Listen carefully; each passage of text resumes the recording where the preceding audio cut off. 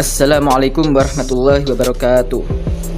Perkenankan kami kelompok 2 dari mata kuliah Ilmu Pengetahuan akan menjelaskan tentang hakikat kemanusiaan dan juga pengembangannya.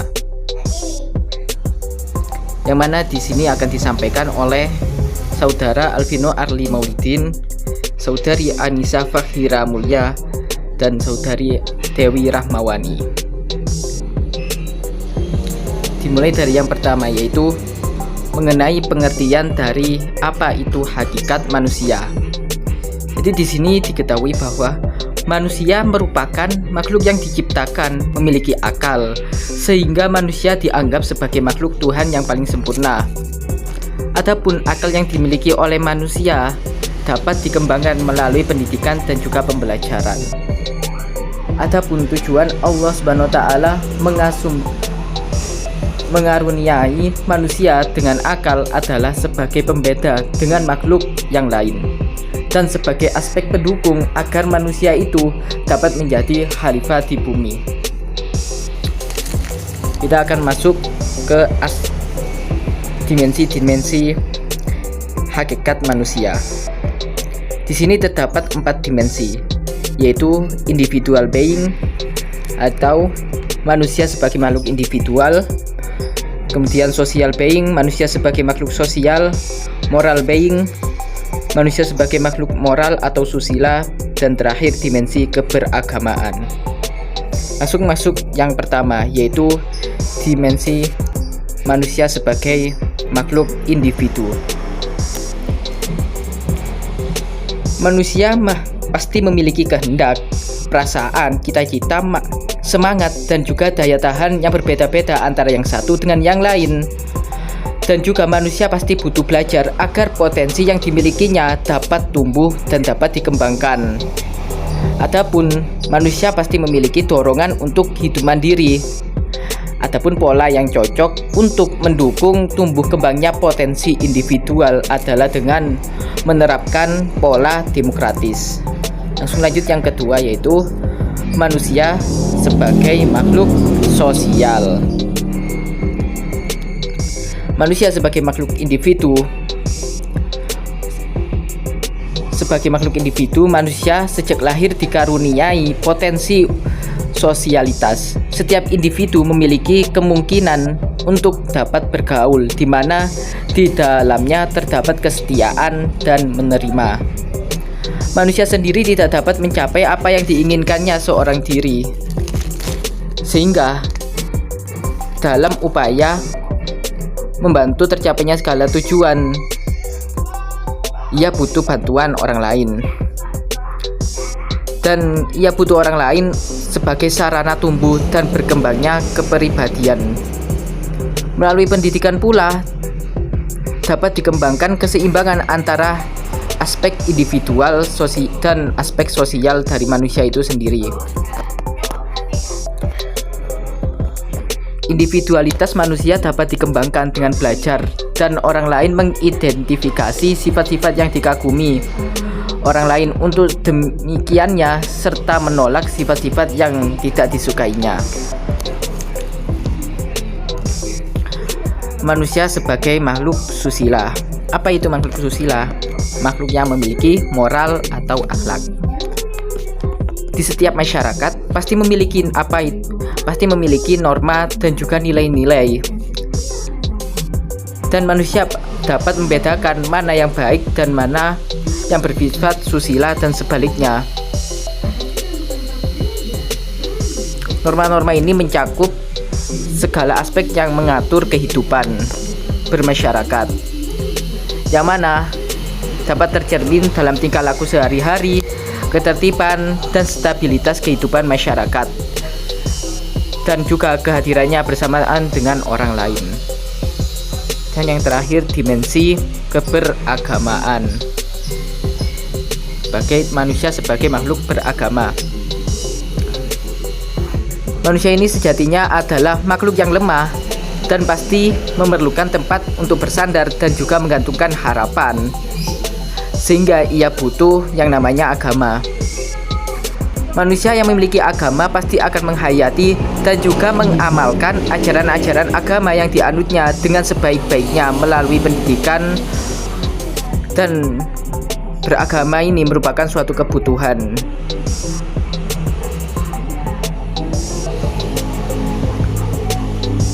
Di suatu negara pasti memiliki aturan-aturan yang mana aturan tersebut berlandaskan pada perundang-undangan yang memasukkan pendidikan agama ke dalam kurikulum di sekolah, mulai dari sekolah dasar hingga ke perguruan tinggi.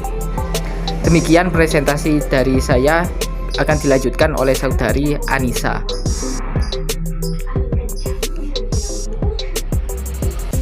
Sekarang, saya akan membahas tentang pengembangan potensi manusia. Apa sih pengertian dari potensi diri? Definisi paling sederhana dari potensi diri adalah kemampuan dan kapasitas individu yang masih tersimpan dalam diri. Dengan kata lain, masih mengendap dan belum diaktualisasikan melalui perilaku, perbuatan, dan aksi. Kemampuan dan kapasitas ini bisa di bidang apa saja dan bisa berupa apa saja. Terlepas dari positif atau negatif, potensi tetaplah potensi. Keuletan, kerja keras, keberuntungan, dan bakat jika punya, menentukan seberapa jauh potensi dapat diaktualisasikan. Lalu, apa sih ciri-ciri orang yang berpotensi? Laros menyebutkan bahwa orang yang berpotensi memiliki ciri-ciri sebagai berikut. Suka belajar dan mau melihat kekurangan diri sendiri, memiliki sikap yang luas, berani melakukan perubahan secara total untuk perbaikan, tidak mau menyalahkan orang lain maupun keadaan, memiliki sikap yang tulus bukan kelicikan, memiliki rasa tanggung jawab, menerima kritik dan saran dari luar, serta berjiwa optimis, tidak mudah putus asa.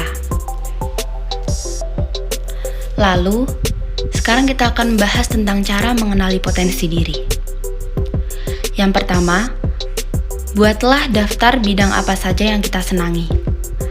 Sesuatu yang penuh gairah dan semangat kita lakukan, tanpa harus diminta atau disuruh.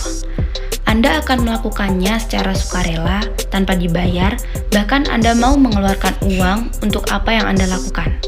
Inilah yang disebut dengan hobi. Seseorang yang punya hobi tertentu akan melakukan dengan sepenuh hati. Misalnya, orang yang hobi memelihara tanaman. Dia rajin menyiram dan merawat tanamannya sendiri setiap hari. Dia rela mengeluarkan uang berapapun untuk membeli tanaman, pupuk, alat-alat, dan semacamnya. Hobi bisa membawa kebahagiaan dan juga penghasilan. Yang kedua, bertanya ke orang terdekat. Orang yang paling tahu diri kita adalah orang terdekat. Bisa orang tua, kakak adik, saudara, keluarga, atau teman. Merekalah yang tahu tentang diri Anda dari kecil sampai dewasa. Jadi, mereka tahu apa potensi diri Anda. Terkadang, kita tidak menyadari potensi yang kita miliki. Perlu orang lain untuk membantu menyadarkan. Yang ketiga, cobalah hal-hal baru. Begitu banyak yang bisa kita lakukan di dunia ini. Wawasan, pergaulan, dan keberanian yang terbataslah yang menghambat kita untuk melakukannya. Kita bisa mencoba hal-hal baru yang belum pernah kita lakukan. Tentu saja yang kita lakukan tidak boleh melanggar hukum ya. Dengan mencoba banyak hal, kita akan menemukan potensi diri yang selama ini tersembunyi. Lalu yang keempat, perbanyak membaca, melihat, dan merasakan. Dengan begitu, akan banyak informasi dan pengetahuan yang bertambah. Bacaan dan tontonan yang kita sukai itu bisa jadi adalah potensi. Jika Anda suka membaca perkembangan dunia komputer, internet, atau semacamnya, Anda bisa menjadi ahlinya, asalkan terus konsisten untuk menambah pengetahuan. Dan yang terakhir, pastinya tanya diri sendiri. Coba buat daftar pertanyaan, seperti apa yang membuat kalian bahagia, apa yang Anda inginkan dalam hidup ini, apa kelebihan dan kekuatan Anda, dan apa saja kelemahan Anda. Kemudian, jawablah pertanyaan ini secara jujur dan objektif.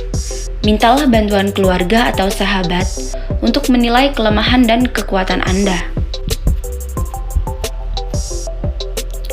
Lalu, apa saja sih cara mengembangkan potensi diri? Dalam hal cara mengembangkan potensi diri di sini, yang perlu ditekankan terdiri dari beberapa langkah penting. Di antaranya adalah sebagai berikut. Yang pertama, harus diawali dengan niat. Yang kedua, harus berpikir positif dalam setiap hal. Yang ketiga, harus memiliki komitmen. Yang keempat, jangan menganggap remeh orang lain. Yang kelima, menerima saran, kritik, dan masukan yang bersifat membangun. Yang keenam, konsisten terhadap apa yang kita lakukan. Dan yang ketujuh, yakinlah bahwa kita pasti bisa. Dari beberapa poin cara mengembangkan diri tersebut, yang paling utama sekali harus dilakukan adalah poin pertama, yaitu mengawali pengembangan potensi diri dengan niat yang tulus. Dengan adanya niat tulus, maka akan tercipta pikiran positif yang akan membuat Anda memiliki komitmen yang kuat untuk mencapai tujuan dari potensi Anda. Sesuatu hal yang dilakukan tentu tidak akan berbuah hasil manis jika dilakukan tanpa adanya konsistensi. Maka dalam hal ini yang paling utama yang harus kita ingat adalah konsisten. Bila mengerjakan sesuatu hanya dalam beberapa hari atau bulan saja, maka tentu hasil dari potensi diri yang kita kerjakan belum terlihat. Maka, kita harus mencoba untuk tetap konsisten, yakin, dan percaya bahwa apa yang kita cita-citakan akan segera terwujud. Di sini saya akan melanjutkan presentasi dari Saudari Anissa Fahira Mulya. Sebelumnya, perkenalkan nama saya Dewi Rahmawani. Saya akan menjelaskan sedikit tentang konsep manusia seutuhnya. Langsung saja, definisi. Manusia seutuhnya dapat didefinisikan sebagai manusia yang memiliki akal, kecerdasan, serta kesehatan jasmani dan rohani. Akal merupakan anugerah dari Sang Maha Pencipta yang diberikan kepada setiap manusia. Adanya akal akan maksimal jika dibarengi dengan kecerdasan. Selanjutnya, akal dan kecerdasan harus diimbangi dengan kesehatan jasmani, karena apabila kesehatan jasmani atau kesehatan fisik kita lemah, maka akal dan kecerdasan yang kita miliki sulit untuk digerakkan. Selanjutnya, rohani atau jiwa. Rohani atau jiwa yang kita miliki haruslah baik, agar akal dan kecerdasan yang kita miliki dapat kita gunakan pada tempatnya. Ketiga hal tersebut saling berkaitan dalam kehidupan manusia dan harus dikembangkan. Ketiga hal tersebut dapat dikembangkan dengan pendidikan. Selanjutnya, manusia dalam berbagai dimensi. Secara sederhana, dapat kita pahami bahwa manusia utuh adalah sosok yang tidak parsial, fragmental, dan tidak memiliki kepribadian ganda atau split personality. Utuh artinya lengkap, meliputi semua hal yang ada pada diri manusia. Berdasarkan pengertian sederhana tersebut, maka dapat kita uraikan konsepsi manusia seutuhnya ini secara mendasar, yakni mencakup pengertian berikut. Yang pertama, keutuhan potensi. Keutuhan potensi tersebut meliputi potensi jasmani, potensi pikir, potensi rasa, potensi karsa, potensi cipta, potensi karya, dan terakhir potensi budi nurani. Ketujuh potensi ini merupakan potensi dan watak bawaan yang potensial. Artinya, dalam proses berkembang dan tidak, perkembangan atau kualitas dari potensi-potensi tersebut akan menentukan kualitas pribadi seseorang. Selanjutnya, yang kedua, keutuhan wawasan. Keutuhan wawasan yang dimaksud di atas terdiri dari 4, yaitu wawasan dunia akhirat. Maksudnya, manusia beranggapan bahwa setelah kehidupan di dunia berakhir, maka akan ada kehidupan selanjutnya, yaitu kehidupan di akhirat. Yang kedua, wawasan individualitas dan sosial secara seimbang. Yang ketiga, wawasan individualitas jasmaniah dan rohaniah. Dan yang terakhir, wawasan masa lampau atau masa depan. Keempat wawasan ini akan memberikan aspirasi dan motivasi bagi sikap dan tindakan seseorang menurut kadar kesadaran wawasannya masing-masing. Dalam pemahaman lain, Manusia membutuhkan pemenuhan kebutuhan spiritual, berkomunikasi atau berdialog dengan Tuhan. Manusia juga membutuhkan keindahan dan estetika. Manusia juga membutuhkan penguasaan keterampilan tertentu agar mereka bisa berkarya. Semua kebutuhan tersebut harus dapat dipenuhi secara seimbang. Manusia seutuhnya bukan hanya manusia yang memiliki akal, kecerdasan, dan kesehatan jasmani dan rohani, atau dalam kata lain memiliki ciri atau karakteristik yang dapat membedakannya dengan makhluk lain. Manusia seutuhnya adalah manusia yang tidak hanya hidup sendiri atau individual, melainkan makhluk sosial yang saling berinteraksi dengan sesama dan menjalin hubungan berdasarkan nilai-nilai tertentu. Manusia seutuhnya bukan hanya manusia yang terikat dengan sesama, tapi juga terikat atau berhubung dengan alam sekitar, memiliki wawasan masa lampau, masa sekarang, dan masa depan. Dalam artian, manusia seutuhnya bukan hanya membahas tentang manusia itu sendiri, tetapi juga membahas bagaimana hubungan manusia tersebut, makhluk tersebut dengan Sang Pencipta, dengan sesamanya, dan juga dengan alam sekitar. Manusia seutuhnya bukan hanya membahas tentang individual itu sendiri, melainkan membahas tentang segala sesuatu yang terjadi di sekitar manusia itu. Yang pertama, manusia sebagai pribadi yang utuh. Konsep manusia utuh menurut Islam dapat dilihat dari 3 poin penting, yaitu penyebutan nama manusia. Yang kedua, fitrah manusia. Dan yang ketiga, hubungan fitrah manusia dengan pendidikan. Yang pertama, penyebutan nama manusia. Dari aspek historis, manusia disebut Bani Adam. Dari aspek kecerdasan, manusia disebut sebagai insan. Dari aspek biologisnya, manusia disebut bashar. Dari aspek sosiologisnya, manusia disebut annas. Dan dari aspek posisinya, manusia disebut sebagai abdun atau hamba. Dalam pandangan Islam, keutamaan dan keunggulan manusia dibanding makhluk lainnya terangkum dalam kata fitrah. Dalam pendidikan Islam, fitrah dimaknai sebagai sejumlah potensi yang menyangkut kekuatan-kekuatan manusia. Kekuatan tersebut meliputi kekuatan hidup, mempertahankan hidup, kekuatan rasional atau akal, dan kekuatan spiritual atau agama. Yang ketiga, hubungan fitrah manusia dengan pendidikan. Pendidikan harus mampu mengintegrasi seluruh potensi yang ada pada peserta didik atau setiap manusia. Fitrah ataupun potensi pada manusia memiliki kebutuhan seperti kebutuhan biologis, psikis, sosial, agama, dan pedagogis atau intelek. Disinilah peran pendidikan untuk mengembangkan dan memenuhi kebutuhan tersebut secara integral agar semakin berkembang dan maju potensi-potensi yang dimiliki oleh setiap manusia. Yang kedua, sosok manusia Indonesia seutuhnya.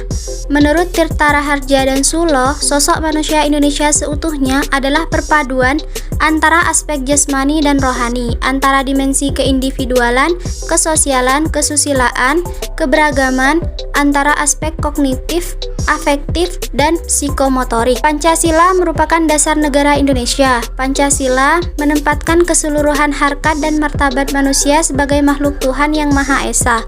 Manusia sebagai makhluk Tuhan adalah makhluk pribadi, juga makhluk sosial. Pancasila sangat berperan dalam membentuk manusia seutuhnya, terutama pada fungsinya sebagai penonton pembangunan nasional. Pembangunan nasional merupakan rangkaian upaya pembangunan yang berkesinambungan yang meliputi seluruh kehidupan masyarakat, bangsa, dan negara untuk melaksanakan tugas mewujudkan tujuan nasional yang tercantum dalam pembukaan Undang-Undang Dasar 1945.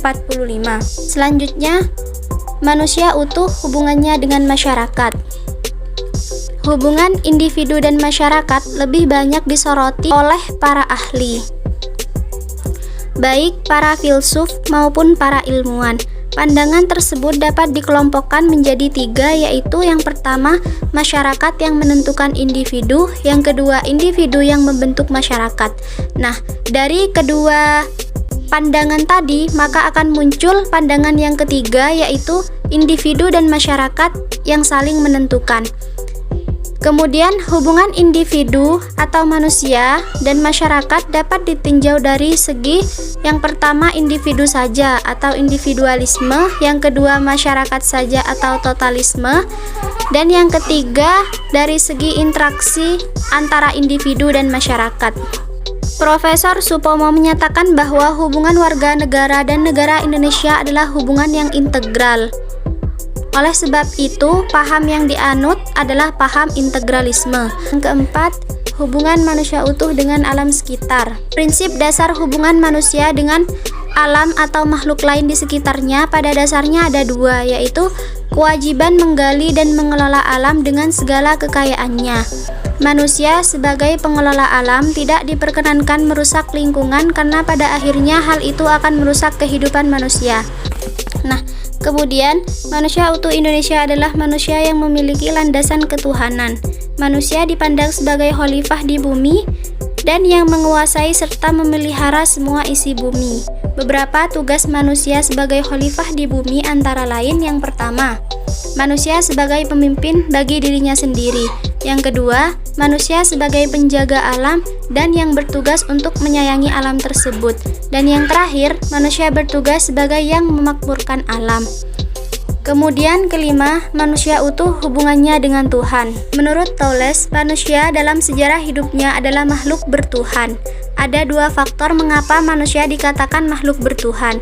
Yang pertama, karena ketidakmampuan manusia dalam memenuhi segala kebutuhan hidupnya, seperti kebutuhan akan keselamatan, ketenangan, dan lain sebagainya. Yang kedua, melalui akalnya, manusia mencoba untuk memahami dan menaklukkan alam ini, namun akal manusia tidak bisa menaklukkannya dengan sempurna. Sedangkan menurut Zakiyah Drajat, kepentingan manusia akan agama didasarkan pada dua pandangan, yaitu agama sebagai kebutuhan psikis yang harus dipenuhi. Yang kedua, agama sebagai kontrol bagi manusia dalam beraktivitas. Pengakuan terhadap Tuhan Yang Maha Esa pada sila pertama Pancasila merupakan salah satu perwujudan manusia utuh. Sila-sila ini tidak dapat dipisahkan satu dengan yang lainnya. Oleh karena itu, kehidupan beragama harus dapat membawa persatuan dan kesatuan bangsa. Nah, yang terakhir, manusia utuh hubungannya dengan kebudayaan. Manusia dikatakan juga sebagai makhluk budaya. Budaya diartikan sebagai buah pikiran atau akal budi, sehingga makhluk budaya dapat diartikan sebagai makhluk yang memiliki akal budi. Tindakan-tindakan yang dilakukan manusia harus memiliki aturan-aturan yang ditaati sebagai pedoman hidup bersama yang lebih dikenal dengan sebutan nilai budaya. Nilai budaya adalah suatu sistem nilai karena merupakan himpunan nilai yang tidak terdiri dari satu gagasan yang berdiri sendiri, melainkan suatu kesatuan yang erat. Manusia dan kebudayaan adalah relasi yang tidak dapat dipisahkan, karena dari manusia itulah kebudayaan itu terbentuk. Demikian pemaparan dari kelompok 2. Apabila ada yang ingin bertanya, silahkan ajukan pertanyaan pada sesi tanya jawab selanjutnya. Kurang lebihnya kami mohon maaf. Terima kasih. Wassalamualaikum warahmatullahi wabarakatuh.